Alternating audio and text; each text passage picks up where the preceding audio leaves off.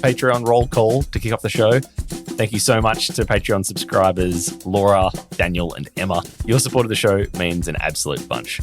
Patreons get access to bonus content from each episode of Cooks, as well as just the warm and fuzzies from supporting the show. For more info, head to patreon.com/cookspodcast.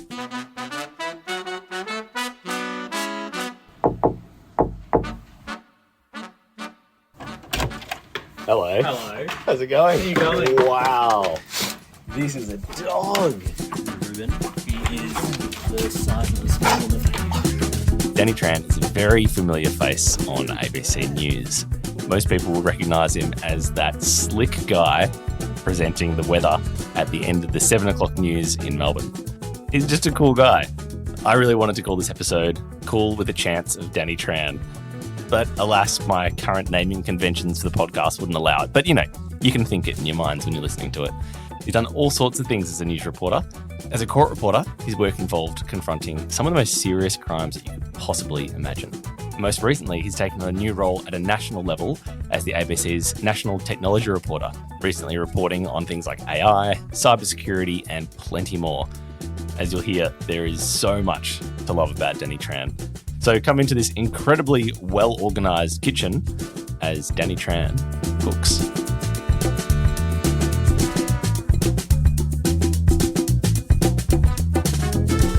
I wasn't happy with my knock, just want you to know. I should have done a strong journalist knock.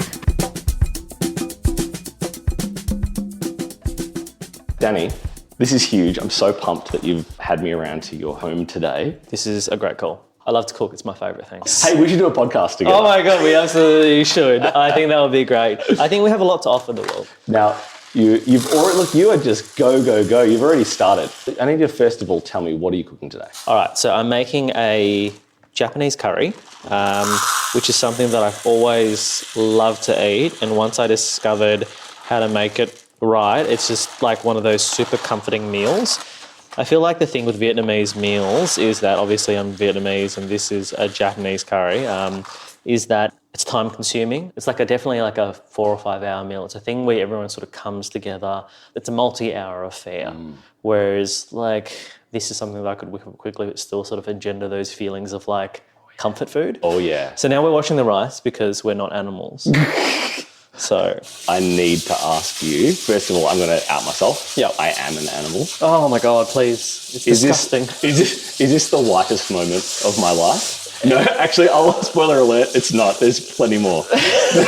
But I don't wash rice because it's time consuming. Please convince me how wrong I am. It only takes a minute, and see all the white water that's sort of coming out, that's all the starch, and that's why your rice is dry and not fluffy. Yeah. This is what you want. Okay. So I feel like it was something that my grandfather showed me how to do, and I just can't. My wife, Caitlin, is Australian, and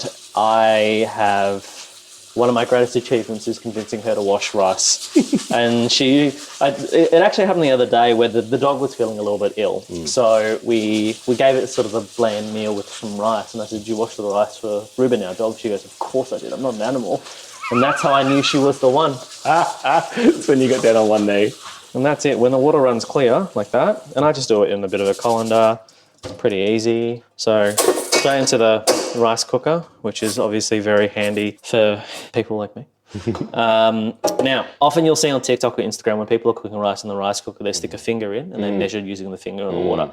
It's fucking nonsense. Oh, really? It's nonsense because everyone's fingers are different. I've been going up to one knuckle. That's what I thought the whole key was. The beautiful thing about the Japanese is that they are very precise people and have markings on the side of the pot, and as a result, it's all there for you. And if the Japanese haven't worked out the ratio, then we're all fucked. So that goes straight in the rice cooker. But that's just not, sorry. Tell me. I have to interject. This isn't just any rice cooker, Danny. No, it's... it literally has the word microcomputer on it. It does. So the fuzzy microcomputer. Fuzzy microcomputer. It's a Panasonic. Okay. Again, I'm about that Japanese life. Oh, yeah. And you know it's going to be good. My rice cooker is an absolute piece of shit. And so I think what's going on here is that we have user error and we have bad equipment. Wowee. Okay, so one thing that I was really wary about as I was just about to come in here and do this podcast with you was making sure that I hit record. And I'm going to keep on going back to the mixing desk to make sure that that record button has been hit. It is a level of pain that only journalists know. Yes. So how often has this happened to you? Absolutely, it has, and it sucks. And just the thought of like, I had an interview this morning, and I just kept being like, if this fails, I am fucked. I am fucked. I would have to do this again. It was an extremely important interview, and I just couldn't be in a situation where. Anyway. Here we are. It's just the pain of losing all your work. You're, just for our lovely listeners, you are currently peeling the potatoes. I'm peeling the potatoes. We have 2 potatoes here. Aggressively. Now, can I do anything while we chat? Absolutely not. How do you feel about guests at your home when you're cooking for them, asking if they can do anything in the kitchen? I feel offended. No, it's very nice, but no, it's pretty easy. I feel angry. Actually, I get very sort of territorial. And it's like, would you get out of my kitchen? You do have a lovely kitchen. I don't mind my kitchen. You have a lovely home. I'm really a big fan. Thank you so much. Been there once. It was great. You can come over any time. Oh, thanks. As long as you cook for me. Oh, absolutely. What is your meal of choice? What's your cooking meal? What meal do you make to impress people? So the make to impress people, these days I'm very much about, as much as I love cooking, I'm also about minimal sort of effort and prep for maximum results. Yeah. And I think that's come from having 3 kids now. Yeah. So Smart.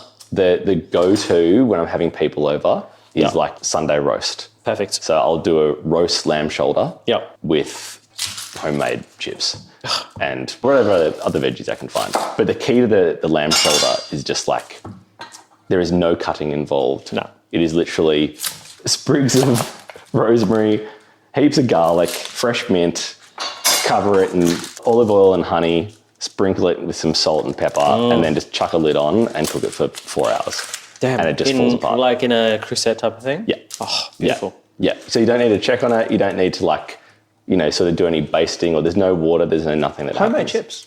And homemade chips. Oh. Yeah. Love it. Love a Kipler. Give me a Kipler potato Huge fan. any day of the week. During was it lockdown? I got into smoking meats. Ooh. And that was a contender for something that I would do today. Oh. However, I did think to myself, a brisket takes like fucking 14 hours or some nonsense. Yeah. What exactly happens? How does the smoking of the meats occur? I know nothing about this particular type of food. Over time, you're exposing it to like certain types of wood, charcoal, things like that. And that slowly not only cooks the meat, sort of breaks down all that connective tissue and fat, but at the same time also imparts like that smoky flavour. So that's when you're sort of cutting it and you get that smoke ring on it, which is like that sort of, you cut open the brisket, all the crust is out of it, and then you see a red ring around it, that's the smoke. Ooh, right. And then you're sort of flavouring it as well with different spices, with different like salt, pepper for the brisket, or something like, I like to use a spice blend from this pit master in North Carolina, and it's just great. Like it has paprika, MSG, salt, pepper, chili powder. I like to mix it up. I add gochujang, which is like the Korean chili powder, which is or red pepper powder. What are your thoughts on MSG? Love it. It's the best. I think it's all the fear around it was derived from racism. That was the contention of, what cooking show was it? Salt, fat, acid? Yeah. And I found that mind-blowing because I was brought up to fear MSG, not knowing that MSG is naturally occurring in some products. Yeah, and it don't worry, we'll be using it today. Yeah. But it's that type of advertising really unfortunately worked on my parents as well, and on a lot of members of the Asian community. You see a lot of the restaurants, for example, in Richmond or Springvale, big signs, no MSG. It's a remnant of white Australia. In what way? I think it was about they had a lot of refugees, a lot of immigrants coming through to Australia at the point in time. And it was fundamentally, it's saying your food is lesser than ours. Your food is unknown. You're using ingredients or things that we deem as unacceptable or disgusting in some way or another. You sort of see it in, unfortunately, a little bit these days as well. That's basically, I feel like, the root of that. If we go back to the absolute principles, it was the otherness that they were objecting to. Yeah, I don't actually know what form MSG comes in. Well, my friend, after I finish cutting this potato, you're about to see. Are we going to do lines of MSG? Well, it does look like a bag. Take a look. Oh, that is it. It looks like salt. It does. It looks like salt. It's just the grains are much more perfect. Yeah, it's like very sort of crystallized. Crystallized. You basically use it and you mix it, and you can taste an instant difference. Now, I probably should have asked you. You're not allergic to MSG, are you? Because some people are. Not that I know. Not that you know. Soon find out. Now, I don't use as much as the restaurants sometimes if they were to use it, which is, I don't have a problem with them using it. It's just that if you use heaps and heaps and heaps, you're super thirsty. Now you're peeling some garlic cloves. You're about to give them a little chop or a little crush. Yeah. So we've got 4 garlic cloves here. You've chopped up 2 potatoes and a carrot, and I like the choppage, and 2 onions. And the choppage is not diced. No, so it's a Japanese type of chopping. I can't remember the name of it, but you basically roll the carrot and it's all in different shapes. It's just quite pleasant to put in your mouth. Yes. Danny, the other night I saw a report from you, right? I know the one you're mentioning. I saw your news package where you were talking about AI and your piece to camera at the end. Can you describe to me what you did? Because I thought it was just one of the most creative things I've seen So I got a news journalist do. AI to imitate my voice, and then I mimed my piece to camera with the AI using my voice. We might even play a little bit of it. Yeah, dude. So here you go. Right here. Have a little listen. He says there should be a government agency licensing who can create AI, safety standards which make sure the technology doesn't create dangerous or fake content, and audits to make sure everyone is following the rules. What you're hearing right now isn't actually my voice. We're using AI technology that's already available on the internet and takes less than a minute. It's not perfect, it's a little British, but it shows how powerful these tools already are. Danny Tran, ABC News. It took so many takes. It was extremely tedious because even though I was miming, I kept fucking it up. And it was an absolute nightmare. But it got an incredible response because people were like, I can't believe that was you. Because in the first couple of seconds, it did sound a bit like me. It did. Yeah. But then it became really Britishy. I don't think that they have the samples to get the Australian voice quite right. Yeah. I love how in scripting it, you preempted the point at which your voice ended up sounding, or the AI version of your voice started sounding too British. You built that into the script. Well, we had to acknowledge it because otherwise it was this situation when you're like, well, that sounds a bit weird. Because if you knew me, like you'd be like, you do stop putting on airs, is what an Australian would say. Do you know what I mean? Yeah. To me, watching that, I'm like, this is what news can be. Like, it doesn't have to just be straight reporting. You can have some fun. Yeah, absolutely. It got me thinking, I'm like, how often do you get to be creative and have that sort of playfulness in your reporting? More so now in this job because it involves less tragedy. Being a technology reporter. Yeah. Before, not so much. And you'd be able to express things in a certain way that drew attention to the narrative and the storyline. But a lot of the times you just weren't able to, because when I say drew attention to, I mean like, the drama or the sadness or the happiness or the creativity. You can draw attention to those types of things, but sometimes you just couldn't. Like, the crimes are too bad. Yeah, you're not exactly going to be having a lull or a real creative moment of levity when you're reporting on a serious crime. No. But things do seem to be changing with the way that news is reported, and even actually the presentation, the physical presentation of news journos on the TV. Yeah. Like, so at ABC, even just like the most basic level, change their dress code. Yeah. So I, for example, used to wear a full suit and tie, and I'm pretty sure I was one of the first to stop wearing a tie altogether. When was that? That was in 2018. Because I remember thinking at the time, I was like, well, this is a big deal. No, everyone else still wears a tie. Most people on the commercial channel still do wear a tie. It's hard to break out of something that is so ingrained within the industry. You're listening to Cooks. We'll be back to Danny's kitchen in just a sec. If you've made it this far, I'm assuming that you're enjoying the show. So if you wouldn't mind, I'd love if you could give us a nice rating on Apple Podcasts or Spotify. And if you're absolutely loving it, why not leave the show a delightful review? I'll even stretch out this musical interlude for you to do it. Okay, that's enough. Back to Danny's kitchen. You have thrown something into a hot pot. I've put in the onions. Just immediately, that smell, It just transports me somewhere. Oh, man. Where are you right now? When you get that smell of onions and garlic in the pot, where are you? I'm back home in my family kitchen and smelling it like my grandma cooking. And I'm adding in sliced belly beef. So this is the stuff that they give you at hot pot restaurants, right? Those really thinly sliced pieces of meat. And I've experimented with this recipe where they've used chunks of chicken, chunks of beef, but this just breaks down and then very suddenly it's in this like incredible sauce. And like these smells, like they just take you back. That's why I love fragrances so much, right? It connects you to a single part of your life or a certain time. You smell it, you'll just be taken there whether you want to or not. The number of times that I smell something outside and for some reason I'm transported to Sovereign Hill. Really? It'll be Sovereign Hill and I'm like 4 years old. So what is it about Sovereign Hill? I think I must just have heaps of happy memories there with my family. Now tell me about Sovereign Hill and why it's the happiest moment of your life. I'll start with the smells. Yeah. So there's usually it would be the smell of an open fire, but it'll be someone else's open fire.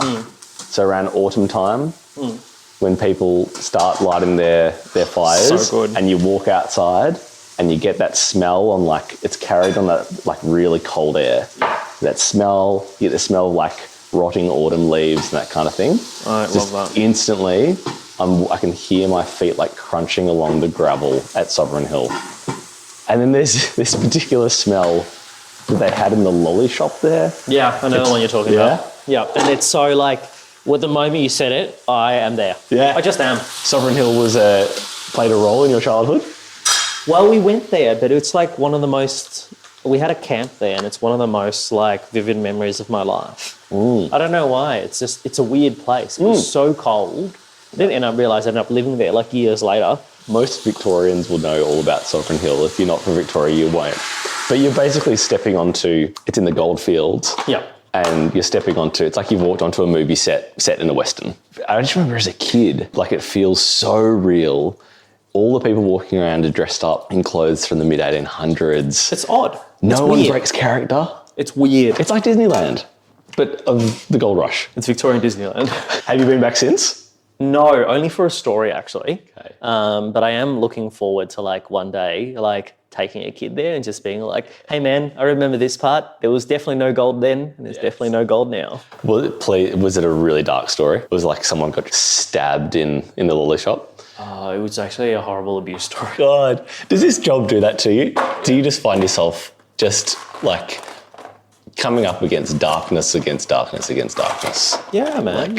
It definitely the Royal Commission battle. That was the first time I experienced post-traumatic stress. I've experienced many times since then. Okay. I'm just adding curry blocks. So this is from the Asian supermarket. The one that most people know would be S&B Golden Curry. And then this is another one, also S&B, called Tasty Curry Sauce Mix. I like to mix the two. I like that it's called Tasty Curry Sauce Mix. Tasty Curry Sauce Mix is everything that you need to know. It's literally everything that you need to know about tasty curry and sauce. That's right. I'm looking for a sauce mix. What sort? Well, I want it to be curry. Yeah, but do you want it to be disgusting or to be tasty? No, Tasty curry. I prefer tasty. So have we gone from Tasty Curry sauce mix to PTSD? So it was the Royal Commission. Yeah. And this is something that I'm assuming is an occupational hazard of your line of work. Right? Yeah, absolutely. I mean, I think that you start off as a reporter and everyone, particularly in this job, was just look, you be careful because it would change you. And I was like, no, I didn't believe that. Why would it change me? I was invincible, and how wrong I was. So now for example, I can't watch crime. I was watching a show maybe a couple of months ago, and I didn't realise this was coming, but there was a depiction of child sex abuse. Couldn't sleep. Like it really is like a lot for me now. Yeah. Particularly that. Yeah. But you play a role, and the role is a role in society. So let's go straight into the pressure cooker. That is a real good sound that my appliances don't make. So now it will seal it or add pressure to it. And then from that pressure, it will cook at a really high and intense temperature and achieve what we can do in several hours in 15 minutes. Do you cook to relax? Yeah, I do. I really like it. I really just find it really nice to eat something nice that you've made. And is that what you've grown up with? It's a big connection to culture for me, because I don't have too great of a connection to culture. Like, my parents kept me away from the community. They just didn't want to participate in the community. Yeah, Okay. It's different, Our family's northern, most of the Vietnamese in Australia are southern. Yeah. It's the difference between the American North and South in terms of the same language, but accent, culture, and I wasn't kept in there, and as a result, yeah. It would be like someone in New York spending the rest of their lives in the Deep South. Yeah, straight after the Civil War. Straight after the Civil War. Yeah. It was, it's unusual. It's unusual, it's difficult, and the connection to culture was something that didn't really happen. I spent a lot of time pretending that I was white or wanting to be white and thinking that, if I didn't acknowledge it didn't happen. Clearly that did not work out. But food has always been a strong connection to culture because it transcends all of that. It's my connection, even though my language is shit.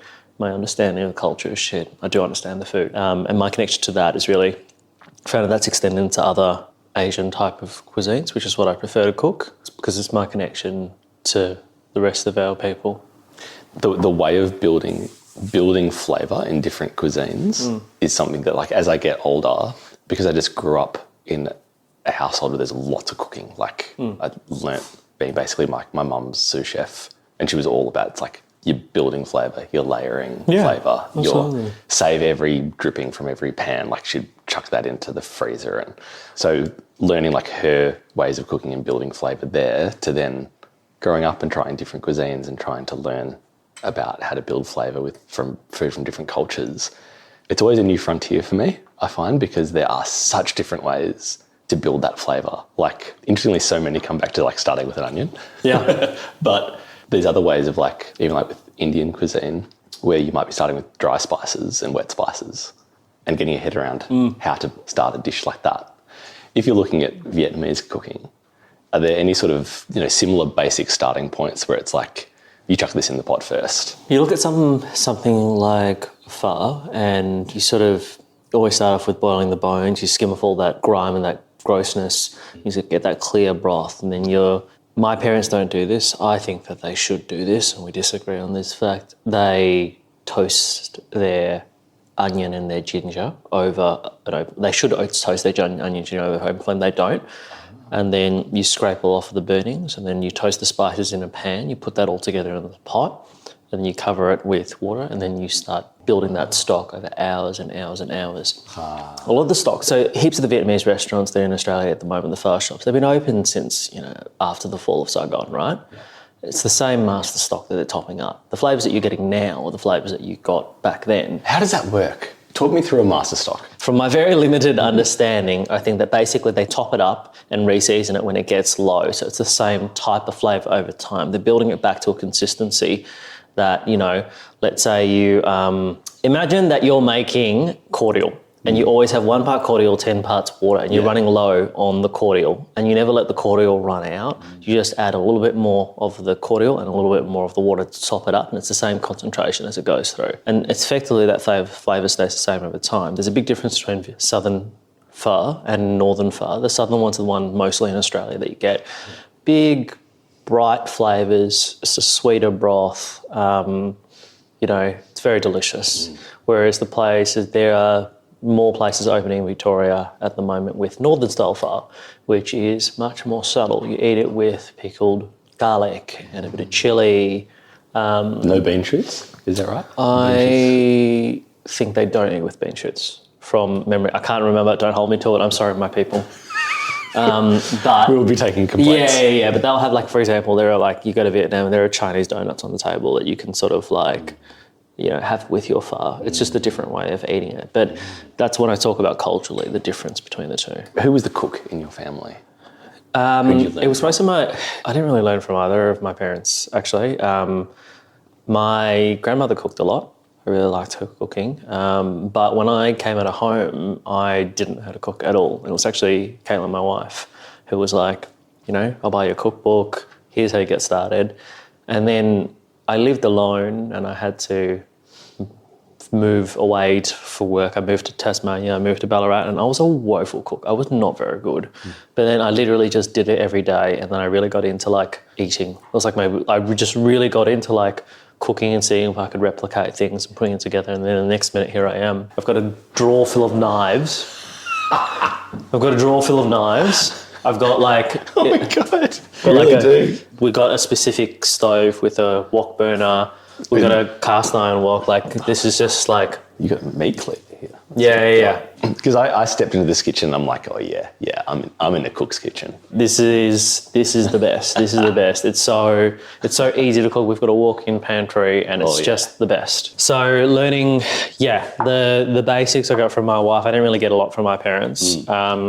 Got a little bit from my grandparents, just seeing bits and pieces, but a lot of this is just fiddling about and having fun and seeing how I go. Look how hot the top of that pot is. That's the pressure. Jesus. When you're cooking, what's your go-to? You got a whole afternoon, let's say it's a Sunday afternoon. Yeah. What are you doing? I haven't done it for a while, but I would probably, like, smoke some meat. Like, I'd smoke a pork belly. Mm-hmm. So I'd take off the layer of the pork skin, and then I'd put it in a rub, and then I'd put it over, like, maybe something like cherry wood or apple wood, and I'll do that for a couple of hours. Then I get it out. It's, like, all jiggly, and you slice it and put it into tacos. Oh yeah, baby. That's what I'll do. Or I'll probably make, these days, a lasagna, which I've been really enjoying. Just been looking for a different lasagna recipe. So there's Alimentari in Smith Street, which is the one the lasagna that I use. It's a pork and fennel lasagna.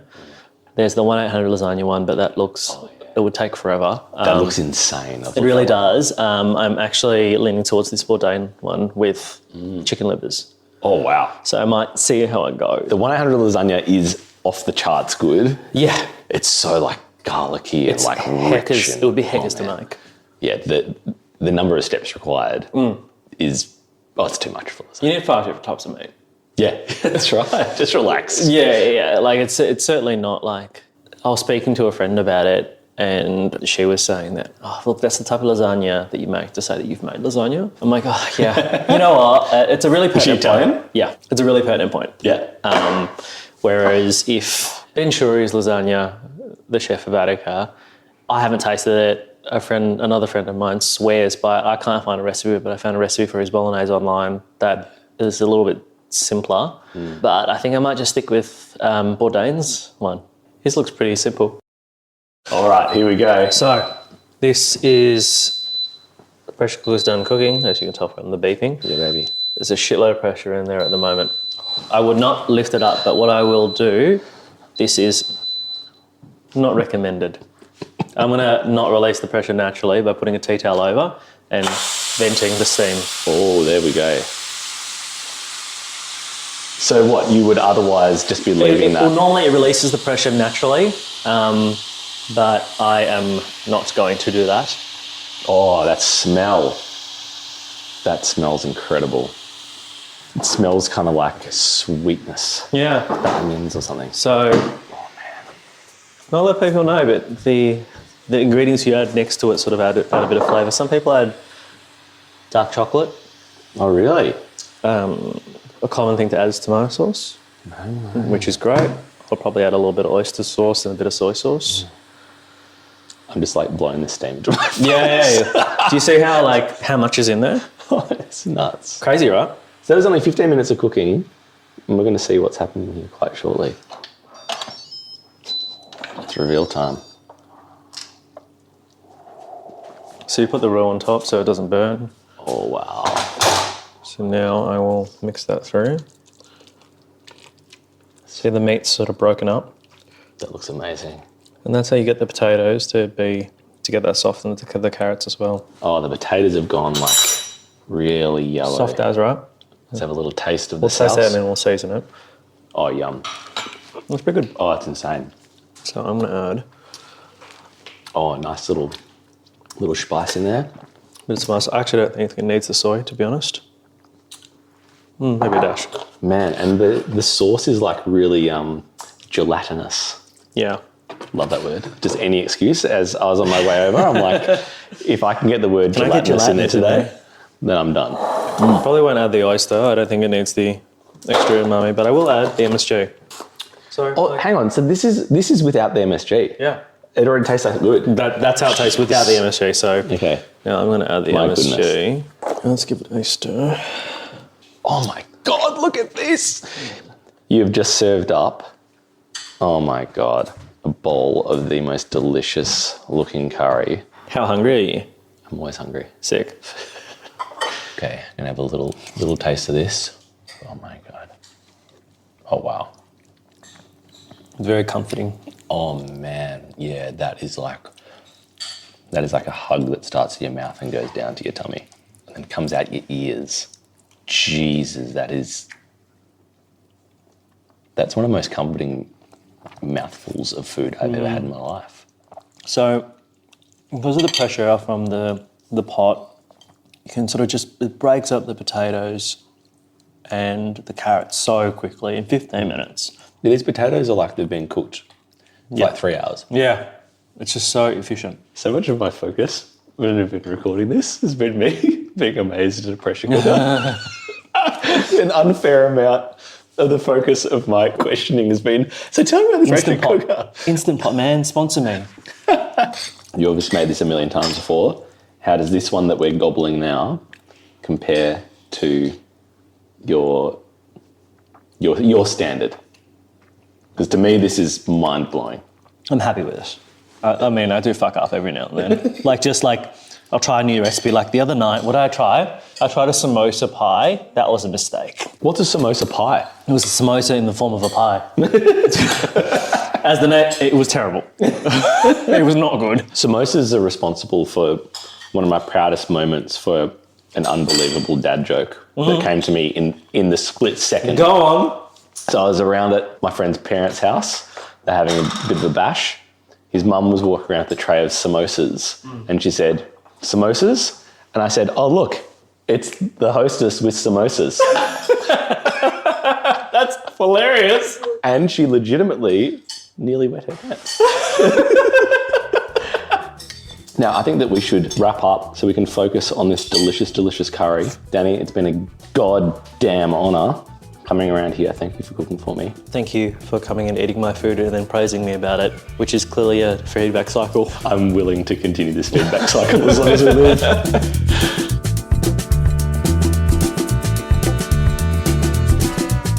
That's Cooks. Thanks for listening.